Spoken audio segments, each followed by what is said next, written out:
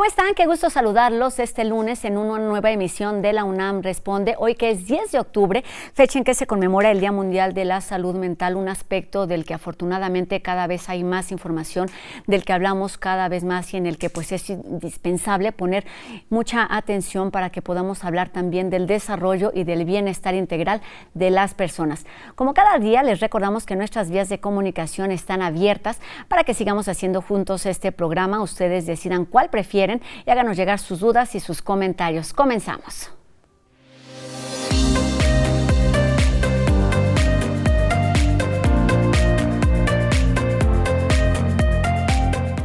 El Instituto Nacional de Transparencia, Acceso a la Información y Protección de Datos Personales, el INAI, la Facultad de Derecho de nuestra universidad y algunas otras instancias públicas han trabajado de forma conjunta para incentivar la participación de la ciudadanía en general y de las universidades y los universitarios en particular. Esto con respecto a los procesos de derecho, de acceso a la información y también de transparencia en el manejo de datos, con el objetivo de generar una cultura que fortalezca estos temas que necesitan cada vez más participación, pero también investigación y difusión. Y para darnos más detalles sobre este trabajo colaborativo y los esfuerzos que se han hecho desde el año pasado, hoy aquí en La UNAM Responde nos acompañan el maestro Julio César Bonilla Gutiérrez, quien es el comisionado de este Instituto de la Ciudad de México, Info CDMX. ¿Cómo estás? Bienvenido. Muchas gracias, Rosy. Un abrazo fuerte. Un gusto que estés aquí con nosotros y también nos acompaña esta tarde el doctor Marco Antonio Sein Chávez, quien es el director del Seminario de Derecho Administrativo de la Facultad de Derecho de nuestra universidad. Bienvenido. Muchas gracias, Rosy. Pues un gusto que estén aquí con nosotros. En algún otro momento ya habíamos hablado de esta colaboración y de los objetivos a detalle, pero es importante comenzar por ahí. ¿En qué consiste y cuáles son los objetivos de esta suma de esfuerzos? Mira, bien lo has subrayado. Hemos echado a andar un proyecto que ha significado una redignificación de lo que significa el acceso a la información pública y la protección de los datos personales en pleno siglo XXI. Formamos parte del Sistema Nacional de Transparencia, el INAI, y los órganos garantes de la República.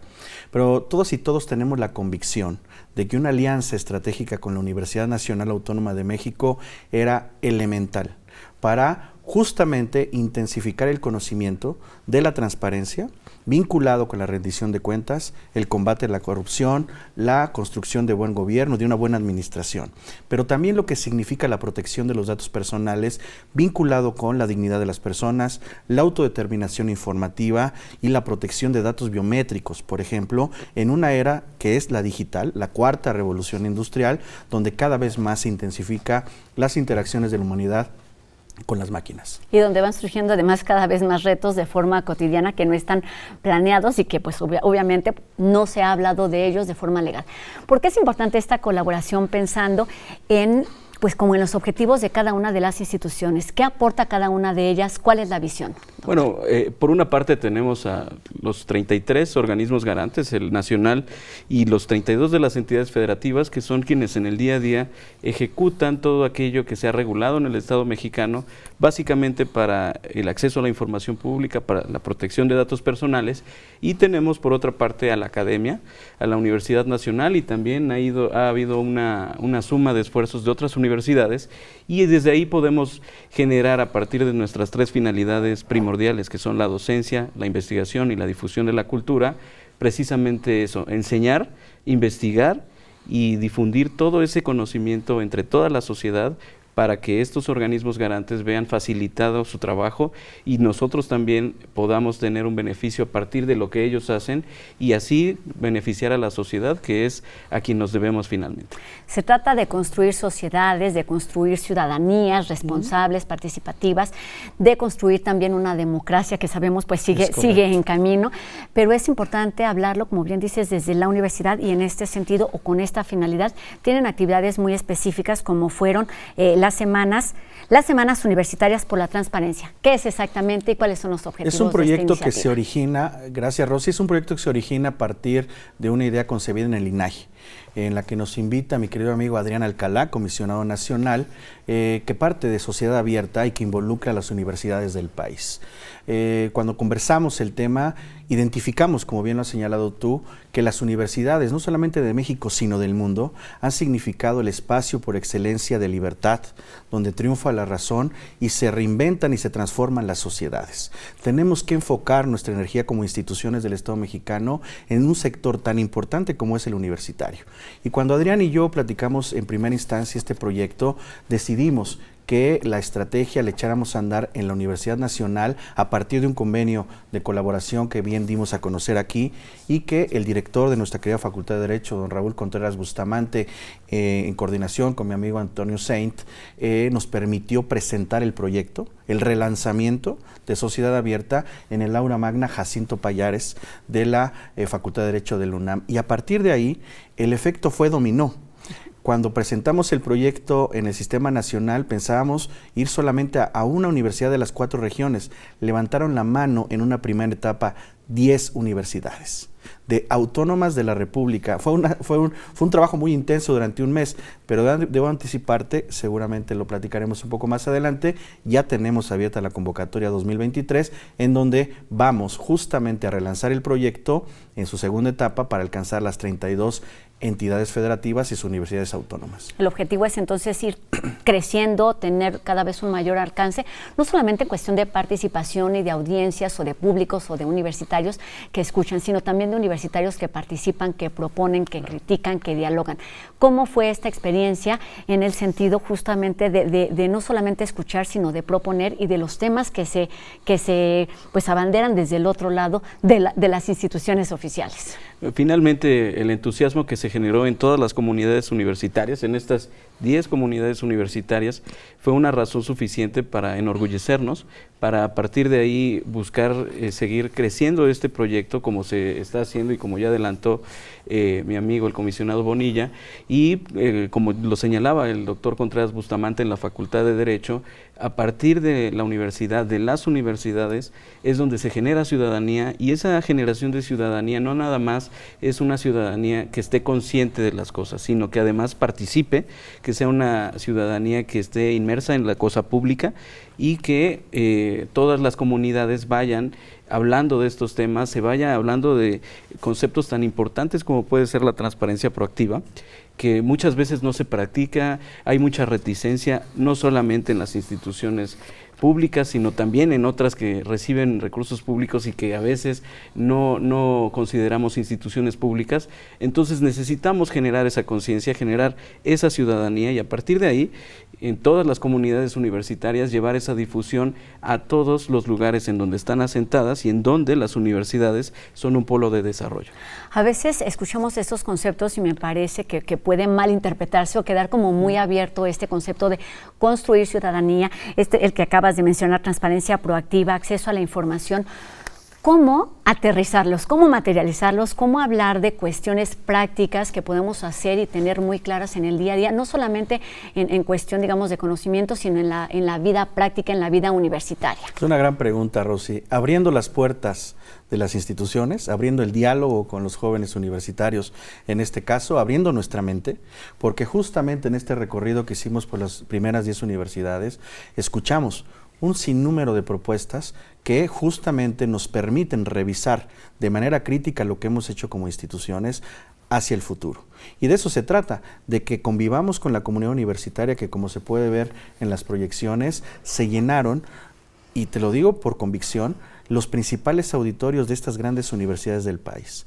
Hubo una alta participación y recepción de este proyecto, lo que significa para nosotros como instituciones del Estado mexicano también una alta responsabilidad, porque durante cada sesión escuchamos a los jóvenes, sus puntos de vista, sus reflexiones, sus aportaciones, sus críticas y áreas de mejora que tenemos que hacer como instituciones del Estado mexicano en materia de transparencia y en materia de privacidad. El lenguaje cambió, Rosy. El lenguaje cambió.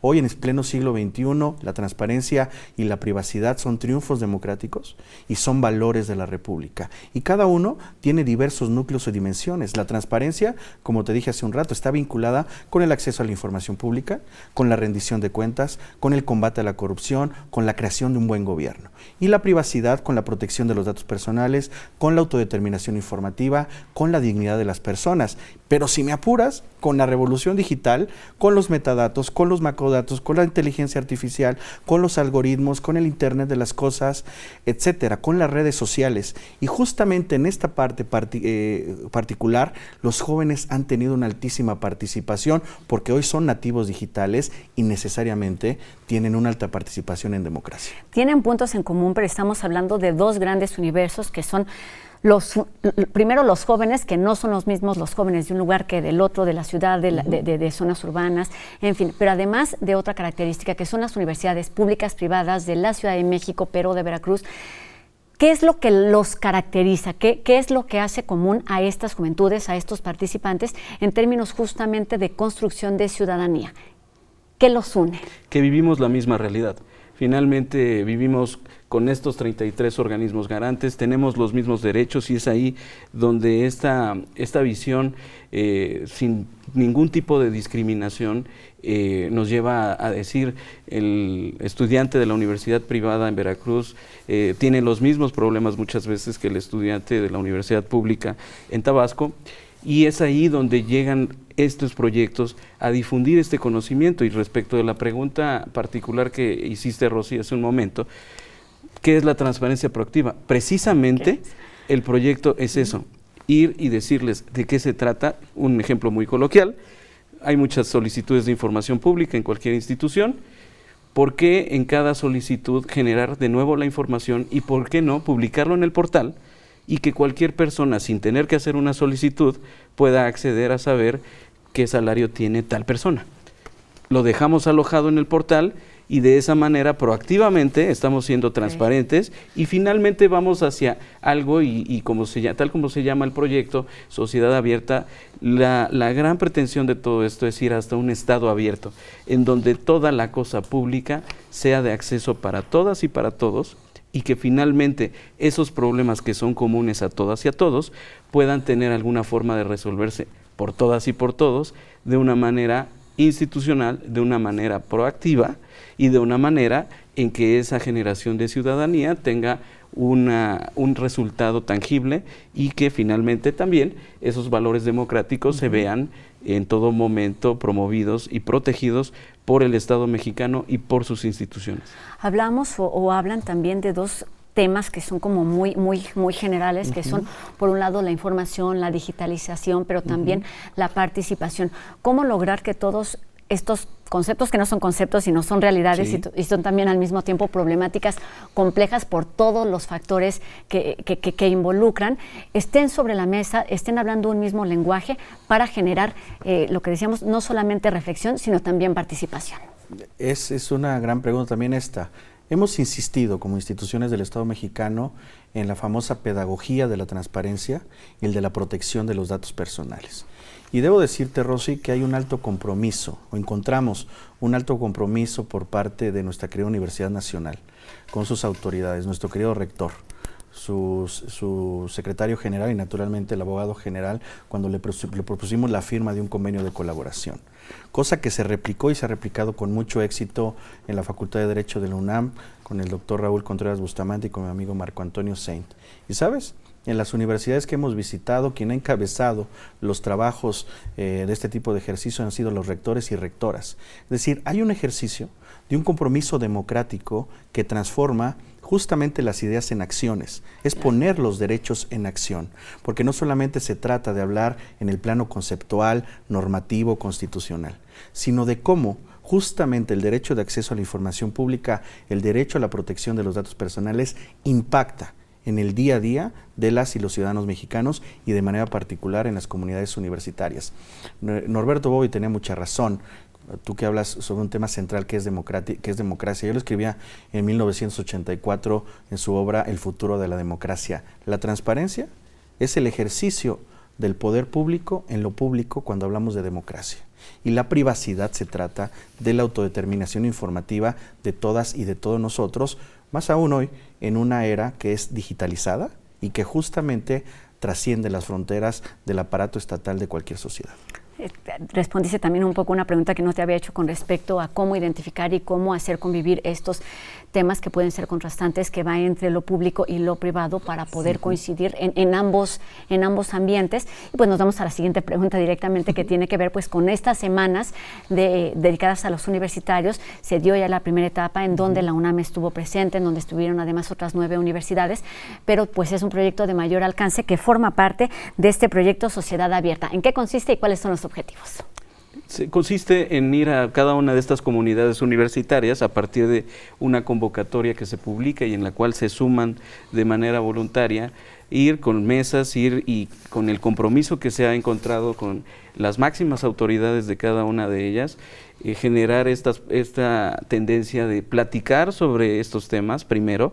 Segundo, estos conceptos que a veces parecen muy lejanos, pues entonces aterrizarlos, llevarlos a la realidad y que finalmente la participación sea de toda la comunidad universitaria, no solamente de las autoridades, sino también incluir en algunas conferencias magistrales, por ejemplo, a profesoras destacadas o profesores destacados en esa materia, también incluir en esas mesas de diálogo a todas las alumnas y a todos los alumnos, tanto de licenciatura, incluso preparatoria o de posgrado, y entonces de esta manera generar este efecto expansivo que se está buscando y que finalmente en la nueva convocatoria ya se está viendo una parte de este resultado en donde busquen más instituciones de educación superior de manera voluntaria sumarse a este esfuerzo y que todos estos conceptos y que toda esta finalmente generación de ciudadanía o pretensión de hacerlo se lleve a cada una de las entidades federativas, viéndolo además como lo ve el Sistema Nacional de Transparencia y como tenemos además a un destacado comisionado de un instituto local, viéndolo de una manera federalista, en donde se comience a sumar, como a veces no se ha sumado, a las entidades federativas.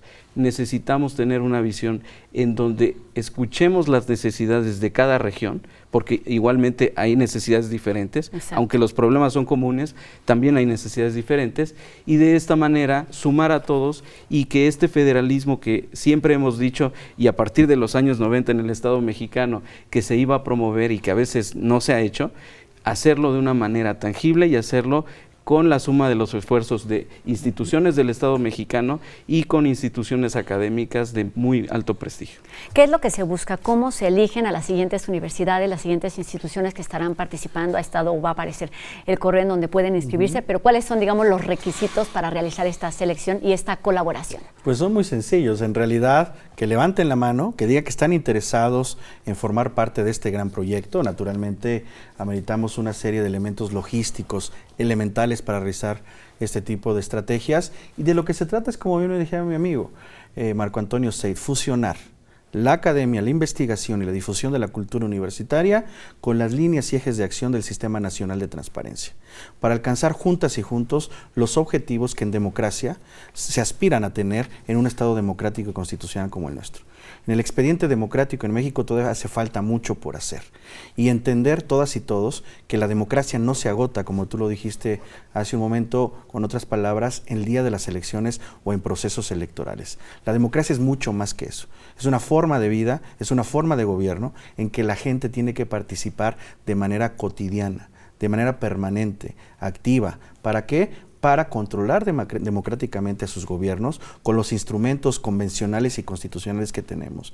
Y eso nos permitirá fortalecer desde todos los panoramas o dimensiones de la sociedad y sus instituciones a nuestra democracia. Eso es lo que buscamos. En sociedades más desarrolladas el concepto de acceso a la información pública está consumado o está en términos de consumación. El combate a la corrupción también. En algún momento el Estado mexicano y su sociedad tendrá que regularizar procesos de corte democrático que expulsen de sus prácticas viejos paradigmas como la opacidad, el secretismo, la arbitrariedad, la ausencia de rendición de cuentas, la propia corrupción, y que también deje de lado la famosa brecha digital y que empiece a generar conciencia en una sociedad que ya son nativos digitales frente a retos que tenemos en el siglo XXI. Es decir, ¿qué vamos a hacer con la inteligencia artificial, los algoritmos, las redes sociales, el Internet versus la protección de nuestros datos personales, nuestra privacidad? ¿Qué vamos a hacer con nuestros datos personales que están colgados en la red y cuando nos estamos enfrentando, y lo digo de la manera más respetuosa, con los 5 gigantes digitales, con Microsoft, con Google, con Facebook, ahora Meta, con Twitter, con Apple y añadiré un sexto con Amazon? Esa es parte de la discusión, porque somos autoridades bifrontales en el Estado mexicano, que nos encargamos de la protección de datos y del acceso a la información. Lo dices muy claro, hay temas que hay que evitar o omitir como la opacidad, hay otros que se deben seguir quedando como la libertad, la construcción de todas estas prácticas cotidianas y otros que se van integrando como la inteligencia artificial y todos ellos deben estar coincidiendo en este gran universo que tiene que ver con los derechos humanos. Nos queda un minuto para terminar y cómo es que esto sucede para tenerlo como eje de los proyectos en los que van a seguir colaborando. Bueno, finalmente lo que tenemos a partir de, además de 2011 en el Estado mexicano, es un nuevo paradigma en donde los derechos humanos son el centro de muchas cosas, la persona humana es el centro de muchas cosas. Hoy tenemos un artículo primero que establece diversos principios, como es el de progresividad o como es el de interdependencia, y en donde este tipo de derechos fundamentales, como son el del acceso a la información o como es el de la protección de datos personales, encuentra una garantía institucional muy fuerte en 33 organismos garantes que se encargan en el día a día de implementar políticas para que estos principios y esos derechos se vean garantizados verdaderamente, y estamos viendo una de las acciones, uno de los ejes a través de los cuales lo están haciendo, en donde las instituciones, como lo dice Julio César, no deben quedarse en la forma en que se accede a ellas como una parte democrática, como la totalidad de la democracia, sino en el ejercicio del poder. Y en el ejercicio del poder debemos establecer muchos contrapesos, debemos establecer muchas políticas que no solamente además contrapesen, sino que promuevan estos derechos humanos. Y estos 2 derechos humanos, por lo menos, además de otros que tienen una interdependencia muy clara con ellos, son desde un punto de vista institucional garantizados por estos 33 organismos garantes, y las instituciones de educación superior coadyuvan a que esto se lleve a toda la sociedad, se difunda y de esta manera podamos vivir en una sociedad que respete y promueva los derechos humanos. Siempre lo decimos en temas de democracia, de ciudadanía, es importante escuchar, es importante dialogar, pero es importante participar, y me parece en verdad indispensable el voltear a ver y a escuchar lo que tienen que decir, en este caso los universitarios, y no solamente darles instrucciones de lo que hacen las instituciones desde muy distintos niveles. Pues muchísimas gracias por haber estado con nosotros, que siga creciendo este proyecto con respecto a las universidades de todo el país. Maestro Julio César Bonilla Gutiérrez, comisionado ciudadano, ¿verdad? Sí. Del Instituto de Transparencia, Acceso a la Información Pública, Protección de Datos Personales y Rendición de Cuentas de la Ciudad de México, InfoCDMX. Buenas tardes. Muchísimas gracias, Rosy. Un abrazo fuerte. Gracias. Y también muchísimas gracias, doctor Marco Antonio Sein Chávez, quien es director del Seminario de Derecho Administrativo de nuestra Facultad de Derecho Universitaria. Buenas tardes. Muchas gracias, Rosy. Buenas tardes. Y ahí está la información para seguir participando y dialogando. Y bueno, cambiamos de tema. Enseguida los chicos de Entrending nos comparten algunas razones por las que México es reconocido en temas de cardiología. Como consecuencia de la Revolución Mexicana, la medicina general en nuestro país comenzó a dar paso a las especialidades, y fue así que surgió el Departamento de Cardiología en 1924, año en que tuvo su primer servicio a cargo del doctor Ignacio Chávez Sánchez. 20 años después se inauguró el Instituto Nacional de Cardiología, que lleva su nombre en reconocimiento a su labor. La cardiología en México ha tenido un impacto de nivel internacional. México contó entre los primeros 5 institutos en el mundo de contar con un instituto especializado, como es el Instituto Nacional de Cardiología. A partir de 1944, la cardiología mexicana se transformó en una especialidad sólidamente establecida. Uno de los acontecimientos más relevantes que marcaron su historia fue el primer trasplante de corazón realizado en México por el doctor Rubén Agüero y su equipo. Preparamos al grupo unos meses antes, en los cuales tuvimos la oportunidad de hablar con los de laboratorio, los de patología, terapia intensiva, los encargados del corazón artificial, los anestesiólogos, los instrumentistas, hasta el área de intendencia y administración, porque repito, todo esto es un engranaje que se tiene que dar. Pero lo más trascendente es que se demostró que se pueden hacer las cosas bien en México. La cardiología en México ha tenido una gran evolución, en la que factores como el desarrollo tecnológico han sido fundamentales. Y que esta unión de la tecnología hace que el diagnóstico de cardiología sea muy preciso y la toma de decisiones sea con una rapidez espectacular. Son numerosos los cardiólogos mexicanos que han destacado y tenido grandes aportes, como Rodolfo Limón, Víctor Rubio y Jorge Soni Casani, pioneros en los estudios hemodinámicos y electrofisiológicos. Jorge Soberón, quien inició la cardiología pediátrica, y Jorge Espino Vela, quien la continuaría, o Demetrio Sodi Pallares y Enrique Cabrera, quienes crearon la Escuela Mexicana de Electrocardio, así como el propio Dr. Rubén Agüero, quien fue pionero en implantar células madres en el corazón. Además, distintas ramas se han desarrollado en torno al funcionamiento del corazón, colocando a México como uno de los países punteros con mayor crecimiento en este campo de la medicina. Está comenzando la segunda semana de actividades del Festival Cultura UNAM y bueno, para estos días hay mucho que ver. Hoy conoceremos las opciones de la Dirección de Literatura que exploran varios lenguajes mucho más allá del libro impreso.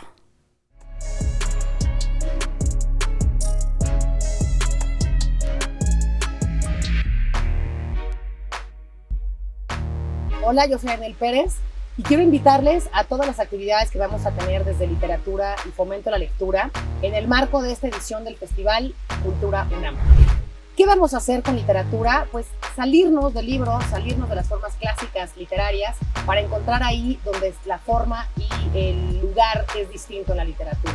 Vamos a tener un jardín de voz con Canek Zapata, egresado de letras clásicas, pero que se salió justamente de lo clásico para encontrar en el mundo digital dónde está la literatura en forma de píxeles. Así que es un taller en el que vamos a poder activar y crear piezas desde un jardín de voz. Vamos a tener también en el encuentro de cátedras 3 actividades que yo les invito a que conozcan. Por una parte, la cátedra Carlos Fuentes. Todo esto va a ser el jueves 13 de octubre. Una reflexión sobre el lenguaje como desecho. ¿A dónde van todas estas palabras y estos escritos y estas comunicaciones que durante la pandemia acumulamos en nuestros celulares, en nuestras computadoras? Y cómo es que hay una especie de basurero, un desecho de todas estas palabras hechas marcos digitales. Y por otra parte vamos a tener desde la cátedra José Emilio Pacheco 2 mesas de reflexión muy interesantes sobre cómo leemos en la pospandemia y de cómo la lectura ha sido un acto de resistencia en la pospandemia. Eso es también el jueves 13 de octubre. Por otra parte, quiero invitarles a que nos acompañen a defender desde la oralidad Mije cómo es que la literatura aporta a la diversidad cultural y artística.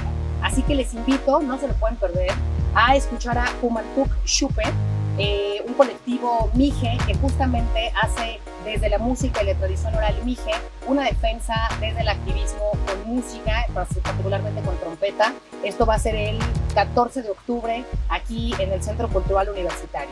Así que en Literatura UNAM estamos ya muy contentas por empezar este Festival de Cultura UNAM. Bienvenidas y bienvenidos, acá los esperamos.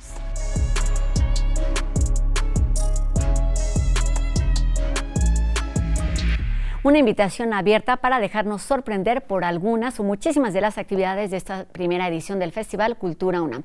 Con esto terminamos nuestro programa de hoy con la invitación a que nos acompañen el día de mañana, por supuesto 2:30 por TV UNAM. Gracias a ustedes que nos acompañan del otro lado de la pantalla, a quienes hacen posible esta transmisión día con día. Mi nombre es Rosa Brizuela. Adiós.